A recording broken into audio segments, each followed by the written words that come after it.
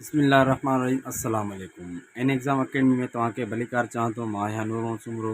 अॼु जो पंहिंजो लेक्चर कंप्यूटर ते आहे। त कंप्यूटर ते एसे अगरि चयो वञे त पाण कहिड़े तरीक़े जो लिखंदासीं ऐं केतिरनि अखरनि जो लिखंदासीं। पाण खे शार्ट लिखिणो आहे, सफ़ा थोरो लिखिणो आहे। लेक्चर स्टार्ट थियण खां पहिरीं जिन मुंहिंजो सब्सक्राइब न आहे सब्सक्राइब कनि ऐं वीडियो खे आख़िर ताईं ॾिसनि, लाइक ऐं कमेंट्स ज़रूरु कनि त जीअं असांखे उन्हनि जे रिस्पॉन्स जी ख़बर पई सघे। ठीकु आहे, चऊं था पाण पंहिंजे टॉपिक जे तरफ़। हाणे कंप्यूटर तक़रीबन 5 लेक्चर पाण एसे ते ठाहे चुका आहियूं ऐं हाणे कंप्यूटर जो लेक्चर आहे जेको 6 नंबर लेक्चर आहे। हाणे तव्हां काफ़ी दोस्तनि मूंखे मैसेज कया आहिनि त सर असां अगरि 15-20 टॉपिक हिन जा एसे जा यादि कयूं था ऐं असांखे उहो मुख़्तलिफ़ एसे ॾेई सघनि था, अगरि असांखे उन शइ जी ख़बर ई न हुजे त असां उहे शयूं मतिलबु कीअं नोट करे सघूं था ऐं असांखे उहा शइ यादि न हुजे। चलो सिंधी में या उर्दू में असांजी जेकी मदर टंग आहे असीं उन में करे सघूं था, पर अगरि इंग्लिश में ॾियनि त असां उनखे कीअं हल करे सघूं था। त उहो हिकिड़ी ॻाल्हि हमेशह यादि कयो त परेशान थियण जी पोइ बि का बि ज़रूरत न हूंदी आहे। छाजे करे न हूंदी आहे? कंप्यूटर एसे जो हिकिड़ो तरीक़ेकार हूंदो आहे, हिकु मतिलबु ईअं खणी चइजे कैटेगरी हूंदी आहे। हिकु ईअं हूंदी आहे, अगरि ॾिसो तव्हां हिकु बिल्डिंग ठाहींदा आहियो त सभ खां पहिरीं तव्हां छा कंदा आहियो, उन जी निशानदी नक्शो ठाहींदा आहियो। नक्शे खां पोइ तव्हां वरी DPC कंदा आहियो जेको बेस ठाहींदा आहियो। बेसमेंट ठाहिण खां पोइ तव्हां वरी मथे उनखे खणंदा आहियो, मतिलबु वधीक ऊची करे पोइ छित ॾींदा आहियो। त एसे में बि ईअं कैटेगरी हूंदियूं आहिनि। सभ खां पहिरीं तव्हां प्लानिंग कंदा आहियो। प्लानिंग में 3 शयूं हूंदियूं आहिनि। पहिरीं सभ खां पहिरीं लिखंदा आहियो त एसे आहे छा। ठीकु आहे, उन खां बाद में एसे जी तव्हां लिखंदा आहियो बॉडी, मतिलबु एसे में कहिड़ियूं कहिड़ियूं शयूं जेके मिसाल तौरु कंप्यूटर जो अचे थो त सभ खां पहिरीं तव्हां लिखंदा त कंप्यूटर छा आहे। ठीकु आहे, त उन खां बाद में कंप्यूटर खां पोइ तव्हां छा लिखंदा। अगरि तव्हांखे हीअ त खणी यादि थी त कंदा त बसि इहो ई सेम लिखिणो आहे। अगरि तव्हांखे यादि नथो हुजे न त तव्हां इन तरीक़े सां लिखंदा न, पोइ तव्हांखे उहा शइ न विसरंदी। मतिलबु तव्हांखे इहो सोचणो पवंदो त कंप्यूटर आहे छा। वरी तव्हां लिखंदा त पहिरीं कंप्यूटर कॾहिं आयो ऐं कंहिं ठाहियो। उन खां बाद में पोइ वारो कंप्यूटर कॾहिं आयो ऐं कंहिं ठाहियो। ठीकु आहे, उन खां बाद में आख़िर में तव्हां लिखंदा त कंप्यूटर असांखे कहिड़ियूं कहिड़ियूं सहूलियतूं ॾिए थो ऐं कंप्यूटर में छा छा आहे। ठीकु आहे, हाणे तव्हां ईअं लिखंदा न, तव्हांजो एसे बिल्कुलु तयारु थी वेंदो हुननि जे चयल जे मुताबिक़। मिसाल हुननि चयो त असांखे बाबा 100 लफ़्ज़नि ते या 150 लफ़्ज़नि ते एसे खपे, तव्हांखे वधि में 100 सवा लफ़्ज़नि जो एसे खपंदो आहे। वॾो एसे मतिलबु वॾी वॾी पोस्टुनि ते हूंदो आहे, जीअं कमीशन थी वई या ॿी कंहिं यूनिवर्सिटी। हाणे ॾिसो लॉ एडमिशन टेस्ट थींदी आहे न, उन जे लाइ बि एसे लिखाईंदा आहिनि, पर उहो वॾो आहे। उहो 200 खां 250 ताईं मतिलबु एसे हूंदो आहे। उहो तमामु वरी थोरो हिन एसे खां हैड हूंदो आहे, ॾुखियो हूंदो आहे, थोरो वॾो बि हूंदो आहे।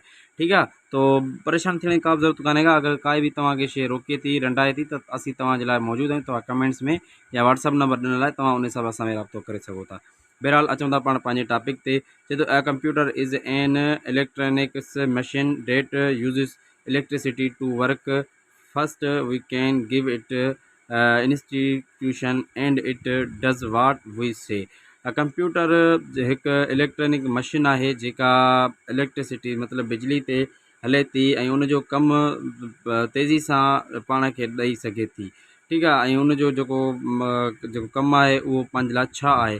Computer are everywhere helping us learn and do important work. Computer असांखे मदद करे थी ऐं असांजे मतिलबु अमली तौरु मतिलबु असांजे अमल में कमु करे थी ऐं असां उन्हनि जे पंहिंजे अमल जे तौरु हलायूं था। ठीकु आहे, they make life easier and more fun. Computer are the silent helpers in our daily life, translating our ideas into digital relatives.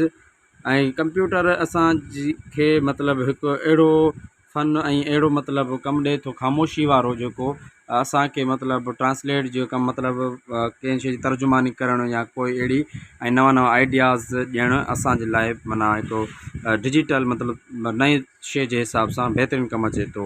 ठीकु आहे, ऐं पहिरियों computer Charles Babbage the first produced the computer and first computer Windows software by produce Bill Gates. Computer of main parts monitor mouse CPU keyboard speaker ETC वग़ैरह। हाणे जब सभ खां पहिरियों जेको कंप्यूटर आहे उहो चार्ज बेबेगल ठाहियो हुयो। उन खां बाद में जेको विंडो सॉफ्टवेयर वारो जेको कंप्यूटर हुयो या सॉफ्टवेयर जेको विंडो वारो उहो कंहिं ईजाद कयो, उहो बिल गेट्स ईजाद कयो हुयो। ऐं मेन पार्ट हिन जा कहिड़ा मॉनिटर हूंदो आहे, जेकी TV जेकी चइजे LCD चइजे उहा। उन खां बाद माउस हूंदो आहे जेको नंढिड़ो हीअं करे हलाइबो आहे, जंहिंखे तीर वग़ैरह चइबो आहे।